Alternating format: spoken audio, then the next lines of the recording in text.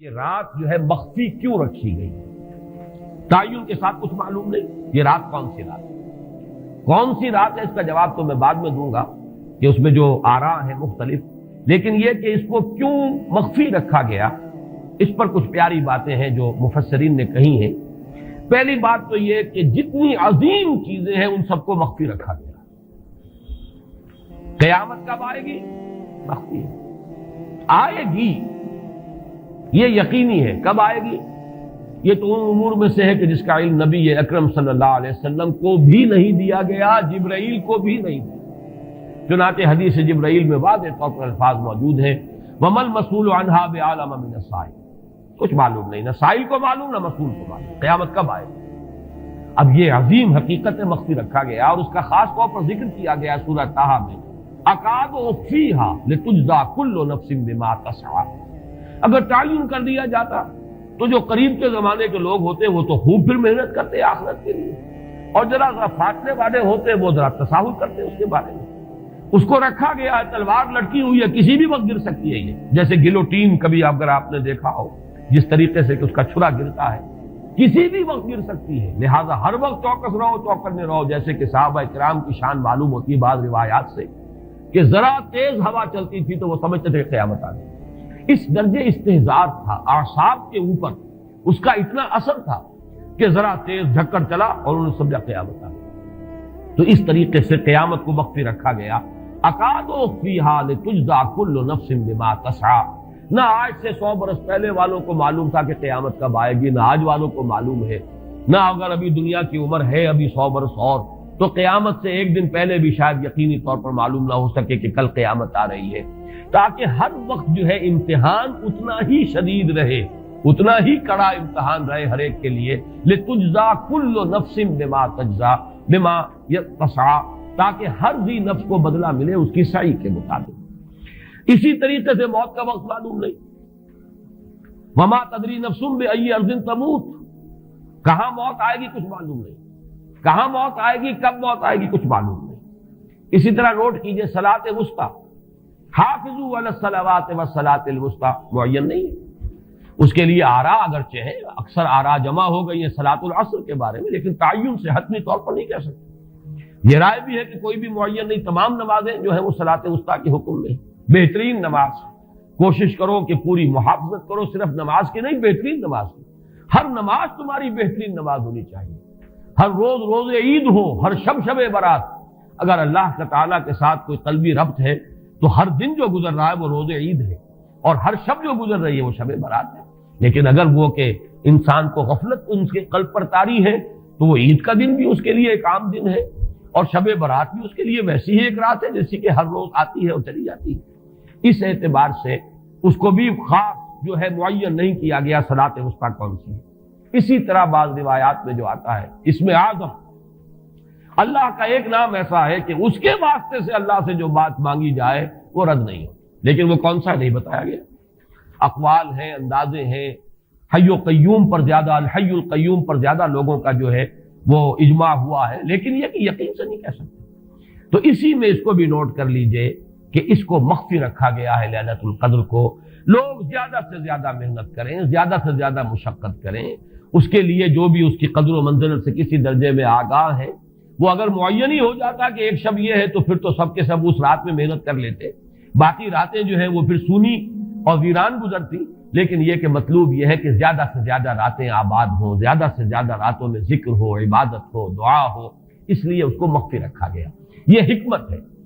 اس میں بھی ایک عجیب نکتہ ہے جو امام راضی رحمۃ اللہ علیہ نے بیان کیا ہے، اور حوالہ اگرچہ نہیں دیا اس حدیث کا، لیکن ایک روایت کے حوالے سے بات بیان کی ہے کہ اس کے ظاہر نہ کرنے میں بھی اللہ کی ایک شفقت اور رحمت ہے بندوں کے حق میں، اس لیے کہ اس کی قدر جتنی زیادہ ہے اتنی ہی اس کی ناقدری پر سزا ہوگی۔ اگر معلوم ہو کہ یہ شب ہے اور اس کی ناقدری کو انسان کرے تو گویا کہ پھر وہ اتنا ہی زیادہ مورد عقاب اور مورد سزا بن جائے گا۔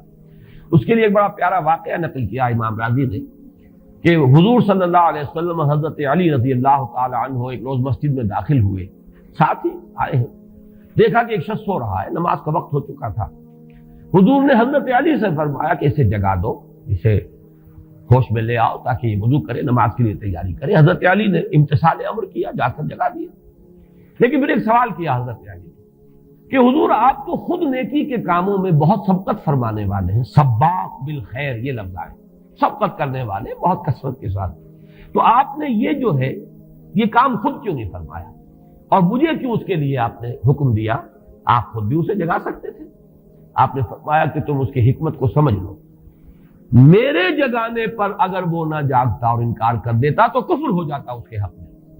اور تمہارے جگانے پر اگر کوئی تساہل سے بھی وہ کام لیتا تو وہ کفر نہ ہوتا۔ تو یہ ایک فرق ہے کہ اللہ تعالیٰ کی طرف سے ایک شفقت ہے کہ حضور صلی اللہ علیہ وسلم جگاتے اور کسی درجے میں وہ انکار کر دیتا۔ کبھی ایسا بھی ہوتا آدمی نیند میں ہے اور وہ کہتا جاؤ جاؤ مجھے آرام کرنے دو، تو اگر میرے ساتھ یہ معاملہ ہوتا تو وہ کفر کے درجے کو پہنچ جاتی بات، لیکن اگر تمہارے ساتھ یہ معاملہ ہو بھی جاتا تو اس درجے شدید نہ ہوتا۔ تو گویا کہ حضور نے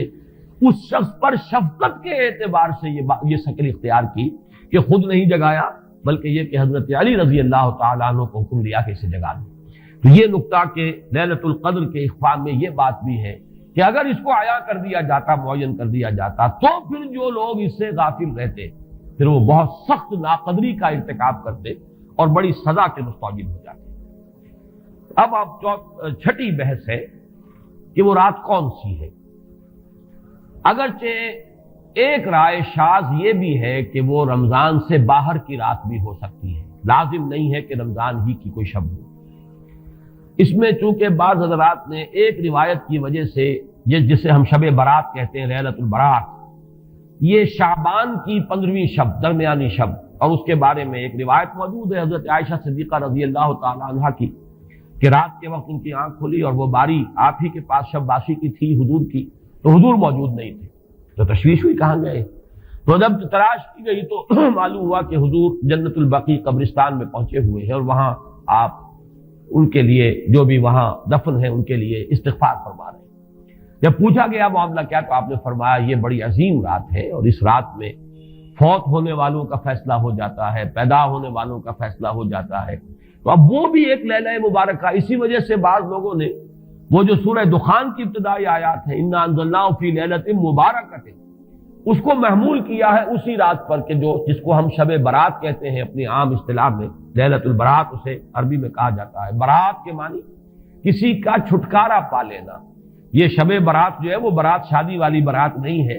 بلکہ یہ برات کا لفظ ہے عربی زبان کا، جو ہمارے ہاں وہ غلط العام میں برات شب برات بن گیا ہے۔ برات،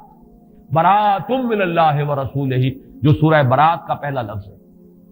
کہ چھٹکارا پانا، کہ وہ رات بھی ایسی ہے کہ اس میں انسان استغفار کرے اور اللہ تعالیٰ سے اپنے گناہوں کی معافی مانگے تو اپنے آپ کو جہنم سے چھٹکارا دلا سکتا ہے، وہ شب برات ہے۔ اس اعتبار سے کچھ لوگوں نے گمان کیا کہ شاید لیلۃ القدر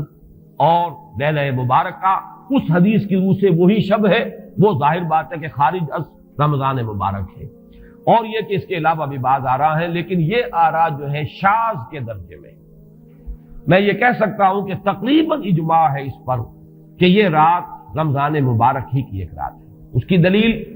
ایک تو یہ کہ القرآن یفسر بعضہ بعضا کے اصول کے مطابق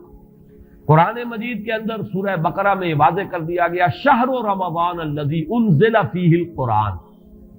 رمضان مبارک کا مہینہ وہ ہے کہ جس میں قرآن نازل کیا گیا، اور یہاں فرمایا انا انزلناہ فی لیلۃ القدر، ہم نے اس کو اتارا ہے لیلۃ القدر میں۔ ان دونوں کو جوڑیے تو اس کا ایک لا محالہ جو ایک انیویٹیبل رزلٹ نکلتا ہے وہ یہی ہے کہ یہ لیلۃ القدر رمضان مبارک میں۔ دوسری اس کی تائید ہوتی ہے وہ مشہور حدیث جس کو الحمدللہ کہ ہم نے بہت عام کیا ہے، رمضان مبارک کی آمد سے قبل کوشش ہوتی ہے ہر سال جو ہے اس کی یاد دہانی کرا دی جائے۔ ایک طویل خطبہ جو حضور نے دیا تھا، خطبنا رسول اللہ صلی اللہ علیہ وسلم فی آخر یوم من شعبان، یہ حضرت سلمان فارسی رضی اللہ تعالیٰ عنہ سے مروی ہے کہ حضور نے شعبان کے آخری دن ہمیں خطبہ ارشاد فرمایا،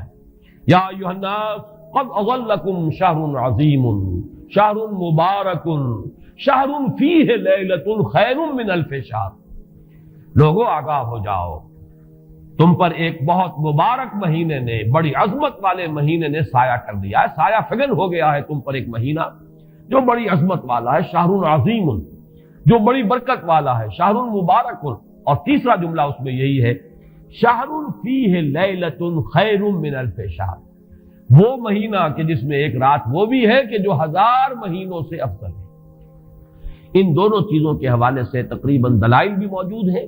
اور ویسے یہ کہ جیسا کہ میں عرض کر چکا ہوں اجماع ہے کہ یہ رمضان مبارک ہی کی ایک شب ہے۔ لیکن رمضان مبارک کی کون سی شب ہے، اس پر بعض مفسرین نے تو لکھا ہے کہ 40 قول ہیں۔ چنانچہ صاحب تفسیر مظہری قاضی ثناء اللہ پانی پتی نے، میں نے وہ تفصیل تو نہیں پڑھی، کہ 40 قول نقل کیے، لیکن امام راضی نے جو 9 قول نقل کیے ہیں وہ میں تیزی کے ساتھ آپ کو سنا دیتا ہوں۔ ابن رزین رحمہ اللہ کا قول یہ ہے کہ رمضان کی پہلی شب ہے۔ حضرت حسن بصری رحمت اللہ علیہ، یہ ہے تابعین میں سے، اس لیے میں رضی اللہ عنہ نہیں کہہ رہا، رحمت اللہ علیہ۔ حضرت حسن بصری رحمت اللہ علیہ کی رائے ہے کہ یہ 17ویں شب ہے، یعنی وہ شب کہ پھر جس کے اگلے دن جو ہے وہ غزوہ بدر ہوا ہے، یوم الفرقان۔ حضرت انس رضی اللہ تعالی عنہ مرفوعاً روایت کرتے ہیں کہ یہ 19ویں شب ہے۔ محمد بن اسحاق جو بہت بڑے سیرت نگار ہیں حضور کے، ان کا قول ہے کہ یہ 21ویں شب ہے۔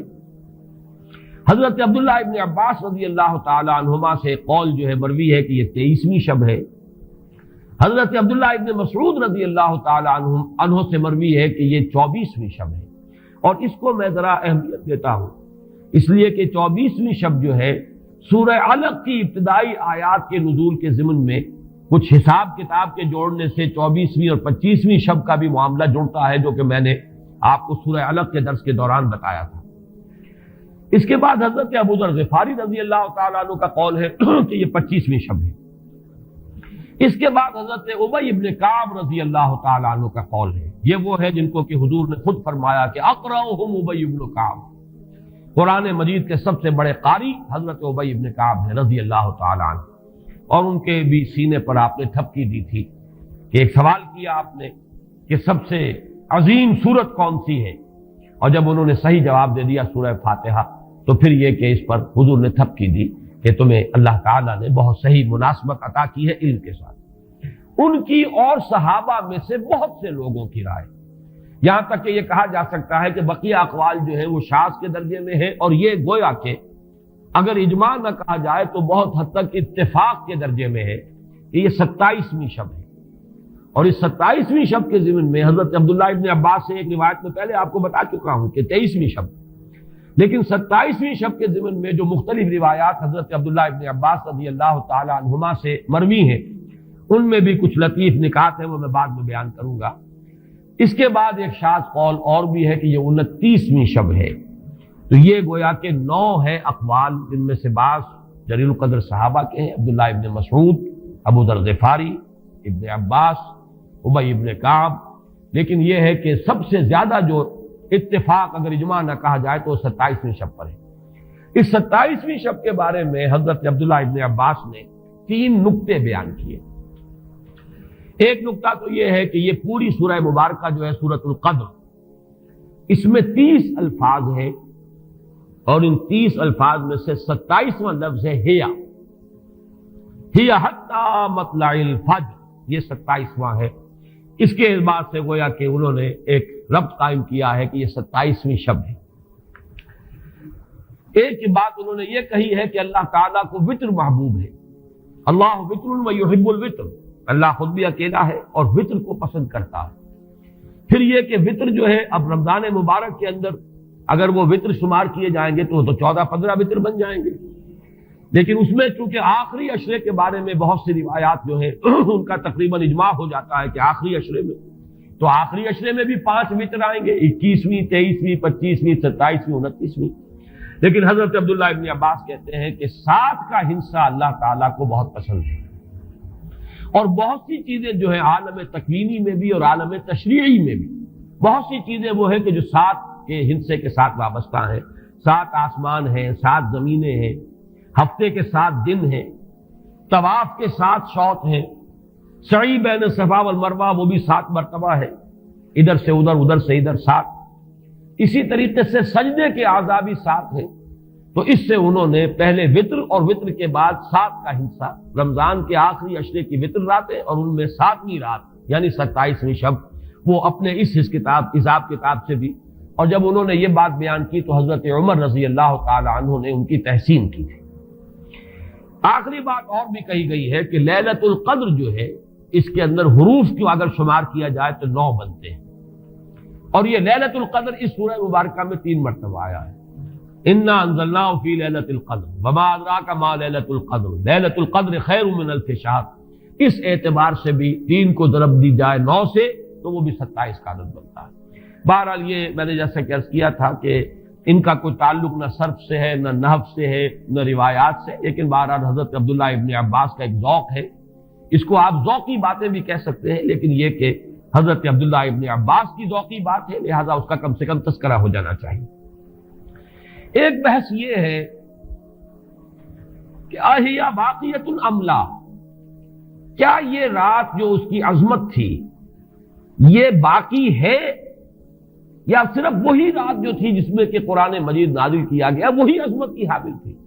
انا انزلناہ فی لیلۃ القدر، یا یہ کہ اب بھی ہر سال یہ رات آ رہی ہے تو اسی عظمت کی حامل ہے، اسی قدر و منزلت